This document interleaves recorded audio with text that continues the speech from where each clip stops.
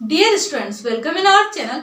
इस वीडियो में हम सीखने वाले हैं class 12 subject biology chapter number 10 microbes in human welfare के बारे में। यानी कि जो छोटे छोटे माइक्रो ऑर्गेनिजम्स होते हैं ये ह्यूमन के लिए किस टाइप से बेनिफिशियल होते हैं वो यहाँ पर हम स्टडी करेंगे।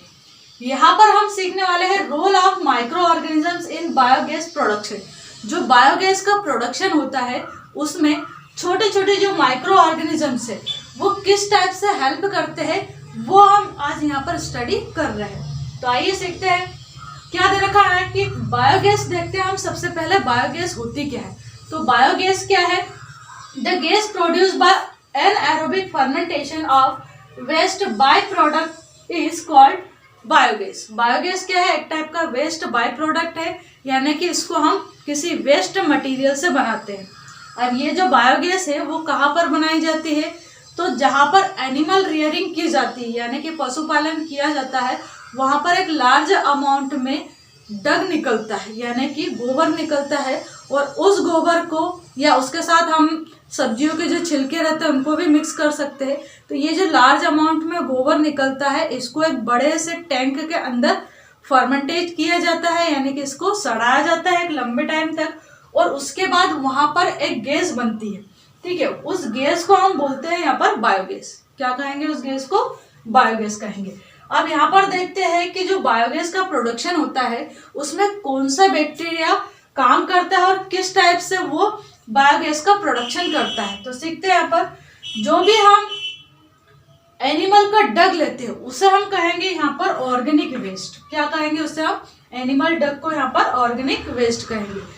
ये जो ऑर्गेनिक वेस्ट है इसके ऊपर मैथेनोजेनिक बैक्टीरिया एक्ट करता है, यानी कि काम करता है, और इसे काफी लंबे टाइम तक फर्मेंटेट करता है, यानी कि सड़ाता रहता है, जिसके कारण यहाँ पर बनती है बायोगैस, यानी कि एक गैस बन जाती है।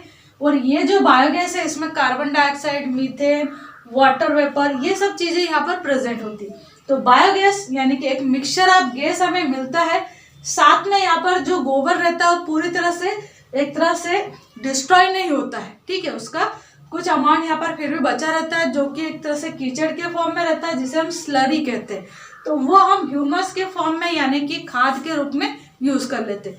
यहाँ पर क्या हो रहा है? जो भी हम ऑर्गेनिक वेस्ट ले रहे हैं यानी कि जो गोबर ले रहे हैं उससे हमने दो फायदे ले लिए यहाँ पर। एक तो हमने उससे गैस बना ली, और दूसरा जो भी गोबर बचा हुआ है जो फर्मेंटेड हो चुका है उससे हमने ह्यूमस बना लिया। ह्यूमस यानी कि एक टाइप का खाद है ये, जिसको हम एग्रीकल्चर में यूज कर सकते हैं। अब ये जो प्रोसेस है ये 3 स्टेप में होती है, या यूं कहे कि यहाँ पर 3 स्टेजेस कंप्लीट होती है। कौन कौन सी है? फर्स्ट स्टेज है यहाँ पर सॉल्युबलाइजेशन। सॉल्युबलाइजेशन मीन्स जो भी बड़े बड़े पार्टिकल्स है उनको डिसॉल्व करके छोटे छोटे पार्टिकल्स में चेंज किया जाता है। इसलिए यहाँ पर क्या लिखा है कि कॉम्प्लेक्स पॉलीमर्स को जो मैथेनोजेनिक बैक्टीरिया होता है ये फर्मेंटेशन के through organic acid and alcohol में चेंज कर देता है। क्या हो रहा है यहाँ पर? सॉल्युबलाइजेशन प्रोसेस में क्या होता है, जो मैथेनोजेनिक बैक्टीरिया है ये कॉम्प्लेक्स पॉलीमर कंपाउंड्स को ऑर्गेनिक एसिड एंड अल्कोहल के फॉर्म में चेंज कर देता है। यहाँ पर जो मैथेनोजेनिक बैक्टीरिया है ये फर्मेंटेशन की प्रोसेस करवाता है, ठीक है। आगे का है एसिडोजेनेसिस। एसिडोजेनेसिस मीन्स यहाँ पर क्या होगा? एसिड का फॉर्मेशन होगा। क्या होगा? जो भी सिंपल ऑफ कंपाउंड्स इस प्रोसेस में यहाँ पर बन चुके हैं उनको हमने कहा है यहाँ पर कि क्या है? सिंपल मोनोमर्स है। क्या है यहाँ पर? ये सिंपल मोनोमर्स है। ये जब आगे रिएक्ट करते हैं यानी कि और छोटे छोटे पार्टिकल्स में टूटते हैं तो यहाँ पर बनाएंगे ये फैटी एसिड्स। ये जो फैटी एसिड्स है माइक्रो ऑर्गेनिजम्स के थ्रू बन रहा है ये फिर acetic acid, carbon dioxide and H2 यानी हाइड्रोजन गैस में कन्वर्ट हो जाता है। क्या हो रहा है यहाँ पर? जो सिंपल मोनोमर बना है वो वोलेटाइल फैटी एसिड, यानी कि ऐसा फैटी एसिड जो कि वेपर में चेंज हो जाता है उसे हम कहेंगे वोलेटाइल फैटी एसिड। तो यहाँ simple monomer volatile fatty acid में चेंज होगा, और ये जो फैटी एसिड है फिर वो acetic acid, carbon dioxide and hydrogen gas में कन्वर्ट हो जाता है, ठीक है। फिर थर्ड स्टेज आते हैं यहाँ पर मैथेनोजेनेसिस। मैथेनोजेनेसिस मतलब यहाँ पर मीथेन गैस का फॉर्मेशन होगा। किस टाइप से होता है देखते हैं। यहाँ पर अब जो एसिटिक एसिड बना था वो एसीटेट के फॉर्म में चेंज हो जाता है। Acetate and carbon dioxide gas ये आपस में रिएक्शन करते हैं और बनाते हैं मीथेन गैस। क्या बनाते हैं यहाँ पर? Methane gas. ये जो मीथेन गैस बन रही है इसके साथ में हाइड्रोजन भी है, वाटर वेपर भी है, कार्बन डाइऑक्साइड गैस भी मिक्स होती है इसके साथ में यहाँ पर। तो ये जो गैस का मिक्सचर होता है इसे हम कहते हैं यहाँ पर बायोगैस। यहाँ पर सबसे ज्यादा अमाउंट में जो गैस बनेगी वो कौन सी बनेगी? तो मीथेन गैस बनेगी। तो इस टाइप से हमने यहाँ पर देखा कि बायोगैस प्लांट में जो माइक्रो ऑर्गेनिजम्स है वो किस टाइप से हमारी हेल्प करते हैं, यानी कि बायोगैस के फॉर्मेशन में जो माइक्रो ऑर्गेनिजम्स है वो किस टाइप से फर्मेंटेशन की प्रोसेस यहाँ पर कर रहे हैं और बायोगैस का फॉर्मेशन कर रहे हैं, वो हमने यहाँ पर सीखा। नेक्स्ट टॉपिक है हमारे यहाँ पर बायो फर्टिलाइजर्स। यहाँ पर हम सीखेंगे कि बायो फर्टिलाइजर्स क्या होते हैं और ये किस टाइप से सॉइल की फर्टिलिटी को इंक्रीज करते हैं। ठीक है, तो बायो फर्टिलाइजर्स क्या है? जैसा कि नाम से ही क्लियर है कि ये क्या है? बायोलॉजिकल ऑर्गेनिज्म होंगे और ये क्या करेंगे? फर्टिलाइजेशन का काम करेंगे, इसलिए इनको क्या कहा है यहाँ पर? Bio fertilisers. ठीक है, यानी कि ये लिविंग ऑर्गेनिज्म है एक टाइप से और ये क्या करते हैं? इनरिच करते हैं द फर्टिलिटी ऑफ सॉइल, यानी कि जो सॉइल है उसकी फर्टिलिटी को ये इंक्रीज करते हैं। अब यहाँ पर मैंने ये जो आंसर है ऐसे पैराग्राफ में दिया है आपके पास बुक में, यहाँ पर इसको मैंने पॉइंट्स में कन्वर्ट करके इजी किया है ताकि आप इसको इजीली लर्न कर पाए। तो आइए देखते हैं क्या दे रखा है यहाँ पर। फर्स्ट लाइन में कहा है bio fertilisers are living organisms which help in increasing the fertility of soil. Bio fertilisers क्या है? ये एक टाइप के लिविंग माइक्रो ऑर्गेनिजम्स होते हैं और ये क्या करते हैं? सॉइल की जो फर्टिलिटी होती है उसको इंक्रीज करवाने का ये काम करते हैं। सेकेंड पॉइंट में यहाँ पर कहा है these are beneficial micro organisms that help in improving the plant growth. ये ऐसे बेनिफिशियल माइक्रो ऑर्गेनिजम्स है जो कि क्या करवाते हैं? प्लांट की ग्रोथ को इंक्रीज कर देते हैं through the supply of plant nutrients. कैसे इंक्रीज करते हैं ये? तो जो प्लांट है ना उसको ये न्यूट्रिएंट्स को सप्लाई करते हैं, यानी कि अगर इस टाइप के जो बायो फर्टिलाइजर्स है इस टाइप के अगर माइक्रो ऑर्गेनिज्म सॉइल में या फिर प्लांट में प्रेजेंट है ना तो ये क्या करेंगे? प्लांट को जो न्यूट्रिएंट्स है उनको सॉइल से एब्जॉर्ब करवाने में काफी हेल्प करते हैं। जब प्लांट अच्छे से नीचे जो प्लांट के न्यूट्रिएंट्स प्रेजेंट है सॉइल के अंदर मिक्स है उनको जब एब्जॉर्ब करता है प्लांट अच्छे से तो वो इजीली फिर ग्रो कर पाता है और जितनी ग्रोथ अधिक होगी ना प्लांट की उतने ही ज्यादा उसमें फ्रूट्स आएंगे, यानी कि जो क्रॉप का प्रोडक्शन है वो एक टाइप से यहाँ पर बढ़ जाता है। किसके थ्रू? तो ये जो बायो फर्टिलाइजर्स है इनके थ्रू। थर्ड पॉइंट में यहाँ पर कहा है these are introduce to seed root और सॉइल। अब ये जो बायो फर्टिलाइजर्स है इनको हम कैसे यूज कर सकते हैं? तो ये बता है कि यहाँ पर जो भी बायो फर्टिलाइजर्स है ना इनको या तो आप सीड के साथ मिक्स करके खेत में बो सकते हो यानी शो कर सकते हो, या फिर जो रूट्स होती है प्लांट की वहां पर बायो फर्टिलाइजर्स को आप ऐड करवा सकते हो, डाल सकते हो। थर्ड है यहाँ पर तरीका दे रखा है कि या फिर आप सॉइल में भी इसको स्प्रेड कर सकते हो। ठीक है, जो भी बायो फर्टिलाइजर्स है इनको हम सॉइल में भी मिक्स कर सकते हैं। फोर्थ पॉइंट में यहाँ पर कहा है many species of bacteria and cyanobacteria have the ability to fix free atmospheric nitrogen. बहुत सारे नेचर में ऐसे बैक्टीरिया एंड साइनोबैक्टीरिया प्रेजेंट है जो कि क्या करते हैं?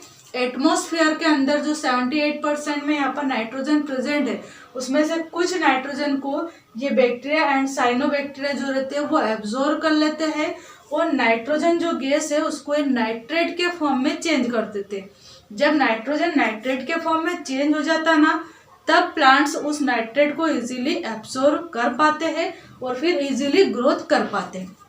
आगे यहाँ पर दे रखा है एग्जाम्पल में जैसे कि एक राइजोबियम नाम का एक बैक्टीरिया पाया जाता है जो कि लेग्यूमिनस फैमिली के जो प्लांट्स होते हैं इनकी जो रूट्स होती है ना उसमें प्रेजेंट होता है। अब ये लेग्यूमिनस फैमिली के प्लांट्स क्या होते हैं? तो ये ऐसे प्लांट्स है जिनके जो सीड होते हैं ना उनकी दालें बन जाती है, जैसे कि चने की दाल, तुअर या मसूर, मूंग, ये सब क्या है? लेग्यूमिनस फैमिली के प्लांट्स आते हैं।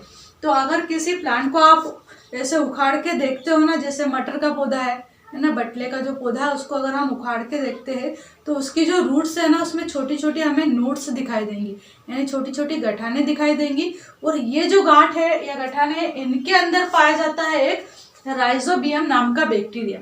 ये बैक्टीरिया क्या है, एक टाइप का सिम्बायोसिस शो करता है। सिम्बायोसिस शो करना मतलब ये प्लांट के रूट्स के पास में रहता है, यानी ये जो बैक्टीरिया है इसको रहने के लिए प्लांट प्लेस प्रोवाइड कर देता है, एक तरह से रहने के लिए घर प्रोवाइड कर रहा है।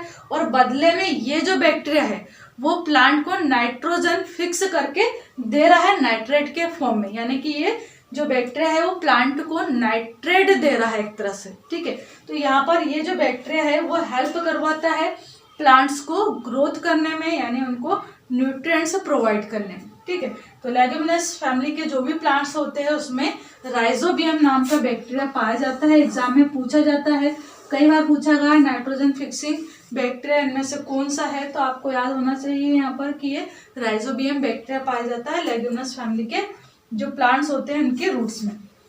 लास्ट पॉइंट यहाँ पर कहा है कि बायो फर्टिलाइजर्स जो है वो कैसे होते हैं, कॉस्ट इफेक्टिव होते हैं, यानी कि ये सस्ते होते हैं एंड इको फ्रेंडली होते हैं। इको फ्रेंडली मीनिंग क्या होगा यहाँ पर हिंदी में इसका, इको फ्रेंडली का मतलब है कि ये जो बायो फर्टिलाइजर्स है इनसे किसी भी टाइप का हमारे एटमॉस्फेयर को कोई नुकसान नहीं होता है।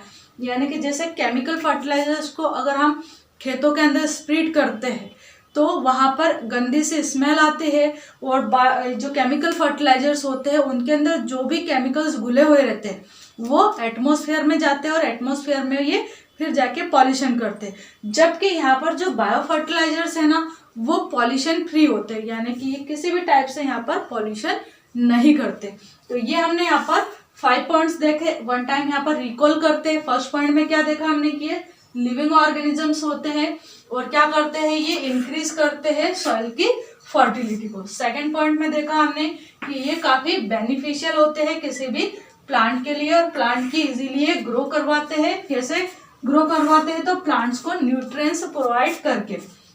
फिर थर्ड पॉइंट में यहाँ पर देखा कि इनको हम कैसे इंट्रोड्यूस करवा सकते हैं, तो जो भी प्लांट के सीड है या रूट है या फिर सॉइल है उसको हम उसके साथ में इनको मिक्स कर सकते हैं। फोर्थ पॉइंट में यहाँ पर कहा कि बहुत सारे बैक्टीरिया एंड साइनोबैक्टीरिया ऐसे हैं जो कि एटमॉस्फेयर में जो भी नाइट्रोजन प्रेजेंट है उसको ये एब्जॉर्ब करके प्लांट को प्रोवाइड करवा देते हैं, यानी कि प्लांट्स को दे देते हैं नाइट्रोजन को। ये जो बैक्टीरिया है वो नाइट्रेट के फॉर्म में चेंज करते हैं। ऐसा ही एक बैक्टीरिया का यहाँ पर एग्जांपल लिया है कि जो राइजोबियम नाम का बैक्टीरिया है वो लेग्यूमिनस फैमिली के जो भी प्लांट्स होते हैं उनमें ये पाया जाता है और नाइट्रोजन को फिक्स करने का ये काम करता है। जैसे फिफ्थ वाला पॉइंट में हम देखा यहाँ पर कि बायो फर्टिलाइजर्स क्या होते हैं, कॉस्ट इफेक्टिव होते हैं, यानी कि ये सस्ते होते हैं, ज़्यादा हमें पैसे खर्च नहीं करने पड़ते हैं इनको यूज़ करने के लिए, और इको फ्रेंडली होते हैं, यानी कि नेचर के साथ काफ़ी फ्रेंडली होते हैं, ये किसी टाइप का पॉल्यूशन नहीं करते हैं, ठीक है। तो ये पॉइंट्स हमने यहाँ पर देखे। आई होप आपको दोनों टॉपिक अच्छे से अंडरस्टैंड हुए होंगे और होमवर्क में आपको ये दोनों टॉपिक करने हैं। And thank you so much for watching this video. Thank you.